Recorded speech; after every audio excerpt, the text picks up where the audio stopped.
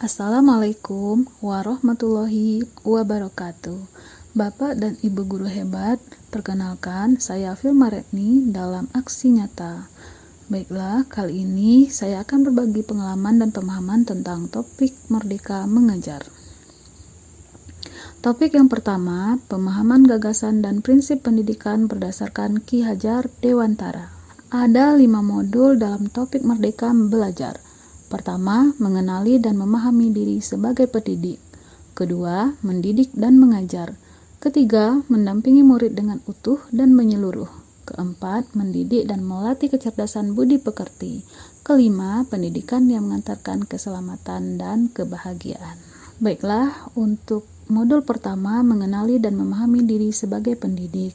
Di dalam modul ini, kita diminta untuk merefleksikan diri dan peran sebagai pendidik, serta memproyeksikan diri menjadi guru seperti apa di masa depan. Sebagai pendidik, kita harus bisa mengembangkan diri dan mengikuti perubahan zaman dan kebutuhan peserta didik. Oleh sebab itu, ada beberapa hal yang harus kita lakukan agar dapat mencapai hasil yang kita inginkan. Yang pertama, mampu mengenali kekuatan dan kelemahan diri. Kemudian, kita juga harus mampu dan mengenal karakteristik dan kebutuhan peserta didik, agar mereka nantinya menjadi manusia merdeka yang hidupnya bersandar pada kekuatan diri sendiri, baik lahir maupun batin, tidak tergantung pada orang lain. Pendidikan itu menuntun kekuatan kodrat yang ada pada peserta didik agar dapat mencapai keselamatan dan kebahagiaan. Seperti kita tahu, pendidikan berperan penting pada perkembangan peserta didik sesuai dengan perkembangan zaman. Mendidik anak sama dengan mendidik rakyat. Oleh sebab itu, guru harus adaptif terhadap perubahan. Yang kedua, modul mendidik dan mengajar. Dalam mendidik dan mengajar, pengajaran merupakan bagian dari pendidikan. Pengajaran merupakan cara menyampaikan ilmu atau manfaat bagi hidup peserta didik secara lahir dan batin. Mendidik itu sendiri adalah menuntut segala kodrat yang ada pada peserta didik sehingga dapat mencapai keselamatan dan kebahagiaan setinggi-tingginya. Tentu saja, pendidikan tidak sekedar memberikan pengetahuan, namun mendidik keterampilan berpikir dan mengembangkan kecerdasan batin peserta didik.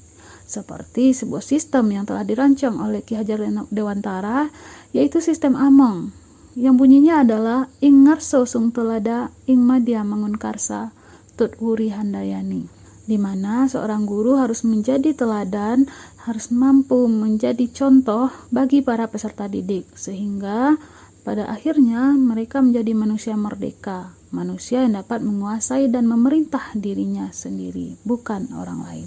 Yang ketiga, mendampingi murid dengan utuh dan menyeluruh. Dalam mendampingi murid dengan utuh dan menyeluruh, kita sebagai pendidik harus mampu menjadikan pendidikan bergerak secara dinamis, menyesuaikan keadaan yang bergerak begitu cepat. Oleh sebab itu, kita harus tahu bahwa setiap peserta didik itu lahir dengan kodrat alamnya masing-masing. Sehingga untuk cara mendidik dan mengajar mereka perlu disesuaikan dengan perkembangan zaman. Oleh sebab itu, guru dapat merancang pembelajaran yang berkelanjutan, terbuka berdasarkan kebudayaan bangsa. Hal ini sesuai dengan azas Trikon yang dikemukakan Ki Hajar Dewantara, continue, konvergen, dan konsentris. Yang keempat, mendidik dan melatih kecerdasan budi pekerti. Budi pekerti merupakan hasil bersatunya gerak pikiran, perasaan, dan kehendak sehingga menimbulkan suatu tenaga. Budi pekerti juga merupakan perpaduan cipta, rasa, dan karsa. Budi pekerti peserta didik tidak hanya dibentuk di lingkungan sekolah saja, tetapi juga terbentuk dari lingkungan keluarga dan masyarakat. Kodrat anak diibaratkan kertas yang sudah terisi penuh, yang terisi berbagai macam coretan dan tulisan, sehingga tugas pendidik adalah menebalkan dan memperjelas arti dari coretan dan tulisan tersebut. Yang kelima, pendidikan yang mengantarkan keselamatan dan kebahagiaan. Sebagai seorang guru, kita harus mampu membimbing dan memantau peserta didik untuk mencapai pemahaman yang bermakna. Lalu bagaimana dengan perspektif guru? Tentulah tidak selalu sama dengan perspektif peserta didik. Oleh sebab itu, fungsi pendidikan adalah mengantarkan peserta didik agar siap hidup dan mampu mengisi zamannya. Tujuan akhir dari sebuah pendidikan yaitu keselamatan dan kebahagiaan murid. di mana ini hanya bisa terwujud apabila seorang guru memahami peranan kita dengan menerapkan sistem Among. Murid pada generasi natif digital hidup di era kemajuan.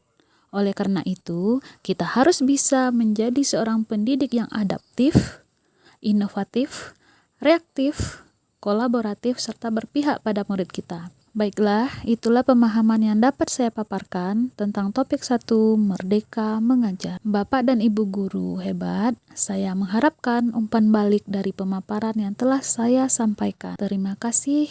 Wassalamualaikum warahmatullahi wabarakatuh.